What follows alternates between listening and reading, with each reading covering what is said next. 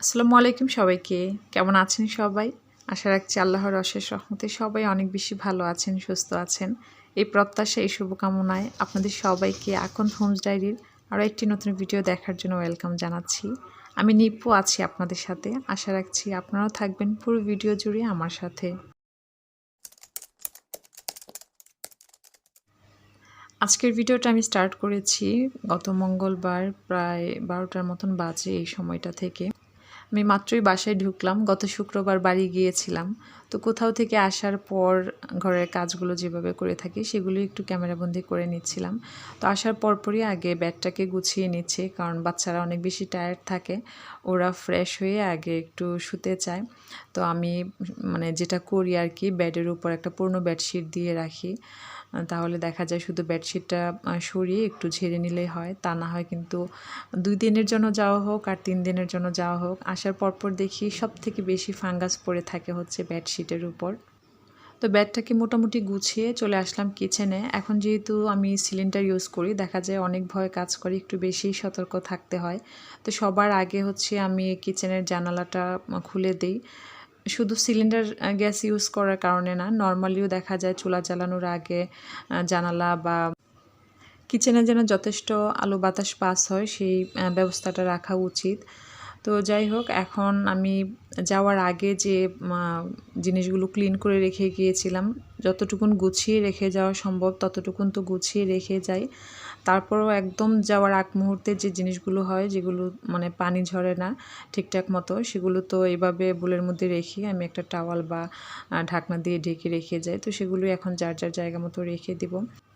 আমরা কিন্তু এবার বাড়ি যাওয়ার পর রীতিমতো আটকে গিয়েছিলাম যে কোনোভাবেই আসতে পারছিলাম না। আজকে আন্দোলন, তো তারপর কারফিউ। তো হঠাৎ করেই যখন কারফিউটা উঠে যায়, তো শোনার সাথে সাথেই আমরা যে অবস্থায় ছিলাম বাড়িতে, ওই অবস্থায় মোটামুটি চলে এসেছি। বিশ্বাস করবেন কিনা জানি না, আমরা ড্রেসও চেঞ্জ করিনি। তো যাই হোক, এদিকে হচ্ছে আমি বাড়ি থেকে আসার সময় যে ব্যাগগুলো ক্যারি করে নিয়ে এসেছি, ওগুলোতে যে জিনিসগুলো এখনই রাখতে হবে ফ্রিজে বা বের করে, সেগুলো আগে বের করে নিয়েছি। আমরা আসলে বাড়ি গিয়েছিলাম ১ দিনের জন্য, সেখানে তো ৫ দিন হয়ে গেল। তো যাই হোক, সবথেকে আনন্দের খুশির খবর হচ্ছে যে আমরা একটা নতুন বাংলাদেশ পেয়েছি। আর সরকারের এই ক্রান্তিকালে আমার একটা কথাই বারবার মনে পড়ছে। আমি বেশ কিছুদিন আগে একটা বুক রিভিউ আ শুনেছিলাম এক আপুর কাছ থেকে। তো ওই আপু একটা কথা বলেছিলেন বইয়ের রিভিউ দিতে গিয়ে যে, "সকাল হবে রাত হবে না, তা কি করে হয়? এটাই তো জীবন।" সত্যিই আমরা আসলে ভুলে যাই যখন ক্ষমতায় থাকি বা ভালো একটা অবস্থানে থাকি, যে উপরে একজন আছেন যিনি চাইলে যেকোনো মুহূর্তে আমার অবস্থান পরিবর্তন করে দিতে পারে। তো ওই বুক রিভিউটা শোনার পরে পর থেকে আমি যখনই আমার কোনো খারাপ সিচুয়েশনে আসে, তখন আমার এই কথাটা বারবার মনে পড়ে যে উম সকাল হবে রাত হবে না, তা কি করে হয়? মানে আমার লাইফটা শুধু ভালোই যাবে, ভালোই যাবে, সবকিছু আমার মতোই হবে, তা কি করে হয়? ভালোও হবে, খারাপও হবে। এটাই তো জীবন।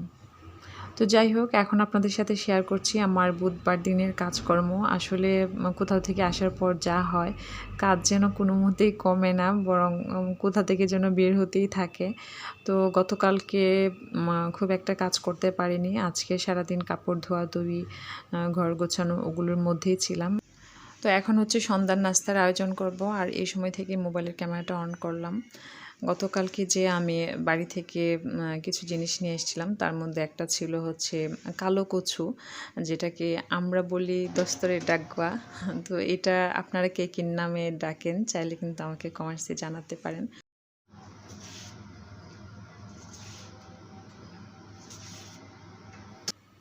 তো কিচেনে কাজ করি আর যে কাজই করি না কেন, মাথায় সবসময় সংসারের আনুষঙ্গিক কাজ মাথায় ঘুরতে থাকে। তো দেখা যায় সংসারের বড় কাজগুলো করতে করতেই কিন্তু ওইসব ছোট কাজগুলোকেও মনোযোগ দিতে হয়। যেমন আপনারা খেয়াল করেছেন কিনা, আম যে ডাইনিং টেবিলের উপর আপনাদের ভাইয়ার ব্লেজার বা ডাইনিংয়ের নিচে হচ্ছে শুজ। তো এগুলো কিন্তু কাজের ফাঁকে ফাঁকে করে নিতে হয়। তা না হয় দেখা যায় ১-২ ঘন্টার মধ্যে ঘর পুরা মেসি হয়ে যায়। যারা আমার আগের চ্যানেলের ডেইলি রুটিন ভিডিওগুলো দেখেছেন তারা তো নিশ্চয়ই জানেন যে আমার ডেইলি রুটিনের মধ্যে প্রায় সময় আমার এই লিস্টটা থাকতো যে আনুষঙ্গিক কাজ। তো আনুষঙ্গিক কাজ বলতে এরকম ছোট, ছোট অনেক কাজ থাকে যেগুলোতেও আসলে ফোকাস রাখতে হয় আর কি। তো যাই হোক, আজকে সন্ধ্যার নাস্তায় হচ্ছে ওই কালো কচুটা দিয়ে আমি বড়া করব। তো কচুটাকে ভালো মতন কেটে রেখেছি। এখন এটার জন্য যে ব্যাটারটা দরকার সেটা রেডি করে নিব। আচ্ছা, আপনাদের সাথে এখানে ছোট্ট একটা বিষয় শেয়ার করি। আপনারা হয়তো খেয়াল করেছেন যে চালের বক্স বা ময়দার বক্সের উপর আমি এরকম কাপড় দিয়ে রাখি। এটা ধুলাবালি প্রোটেকশনের জন্য না। দেখা যায় যে এই ধরনের বক্সে উপরের যে মানে ঢাকনাটা থাকে ওইটা না তেলাপোকা কেটে দেয় বা কীভাবে যেন মনে হয় কী যেন খেয়ে ফেলে। তো যার কারণে এরকম কাপড় দিয়ে রাখি, তাহলে আর সেটা হয় না। তা না হয় মানে এই ধরনের বক্সে যে ঢাকনাগুলো থাকে ওগুলো মানে খুব সম্ভবত তেলাপোকায় কাটে। তো এটা দিয়ে রাখলে আর হয় না। ভিডিওর এই ফাঁকে আপনাদের সবার কাছে সরি চেয়ে নিচ্ছি। ভিডিওর শুরু থেকেই আপনারা হয়তো বা ভয়েস ওভারের সময় অনেক বেশি এক্সট্রা নয়েজ শুনতে পাচ্ছেন। আসলে যেহেতু আমার বাসাটা একদম মেইন রোডে, যার কারণে এগুলো আমি যতই রাত করে ভয়েস ওভার করি না কেন ইগনোর করা যায় না। সারা মানে দিনরাত 24 ঘন্টায় ট্রাক, বাস কিছু না কিছু চলতেই থাকে। তো আশা রাখছি আপনারা ক্ষমা সুন্দর দৃষ্টিতে দেখবেন। সেই সাথে আপনাদের প্রতি অনেক বেশি কৃতজ্ঞতা জানাচ্ছি যারা আমার চ্যানেলটির পাশে আছেন, সুন্দর সুন্দর কমেন্টস করে যাচ্ছেন। সত্যিই আপনাদের সবার প্রতি মন থেকে অনেক বেশি কৃতজ্ঞতা, দোয়া ও ভালোবাসা রইল। তো এই যে আমি কচুগুলোকে এভাবে কেটেছি, এটা আসলে দেখলেই বোঝা যায়। অনেকেই হয়তোবা পারেন, আবার অনেকের কাছে হয়তোবা নতুন মনে হতে পারে। তো এই রেসিপিটা কে কে করে থাকেন চাইলে আমার সাথে কমেন্টসে শেয়ার করতে পারেন। এই যে আমি জাস্ট পিছনে একটু মানে খুলে যাবে না ওইভাবে রেখে সামনের অংশটুকুন কেটে নিয়েছি। আর ব্যাটারটার জন্য আমি এখানে চালের গুঁড়া নিয়েছি। চালের গুঁড়ার মধ্যে সব ধরনের মশলা অল্প অল্প করে দিয়েছি। আমরা অ্যাজ ইউজুয়াল যে মশলাগুলো খেয়ে থাকি, চাইলে পেঁয়াজ কুচি, কাঁচামরিচ কুচিও দেওয়া যায়। তো আমি আজকে দিইনি।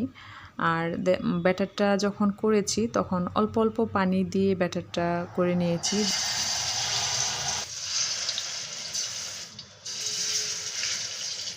জানি না আমার ভিডিওর এই পর্যন্ত কে কে আছেন। সবার প্রতি রিকোয়েস্ট থাকবে আমার ভিডিও সম্পর্কে যে কোনো মতামত আপনি আমাকে কমেন্টসে জানাবেন। আর আমি যে মোবাইল দিয়ে ভিডিও এডিট করি, আমার সেই মোবাইলটা আসলে নষ্ট হয়ে গিয়েছে, যার কারণে আমি খুব একটা ভিডিও দেখতে পারছি না। আর আজকের ভিডিওটা যে আমি এডিট করেছি, মানে মোবাইলের প্রবলেমটা হচ্ছে একদম ব্লার সব কিছু আর কি। থাকে না ওই যে আমরা যে বিটিভি দেখতাম ঝিরঝির করে, ওই টাইপের হয়ে গিয়েছে, যার কারণে আসলে ভিডিওটা বেশি বড় করিনি। তো সবার কাছে রিকোয়েস্ট থাকবে কেমন লেগেছে প্লিজ কমেন্টস করে জানাবেন। তো আমি কিন্তু পাকোড়াগুলো ভেজে নিয়েছি। আর পাকোড়াগুলো ভাজার পরে আসলে টিস্যুর উপর নামালে তেলটা ভালো মতন চুষে নেয়, কারণ যেহেতু একটু বেশি তেল দিয়ে এই পাকোড়াগুলো করে নিতে হয়। তো এই ছিল আমার আজকের ভিডিও। আপনাদের কাছে কেমন লেগেছে আবারও বলবো প্লিজ কমেন্টসে জানাবেন।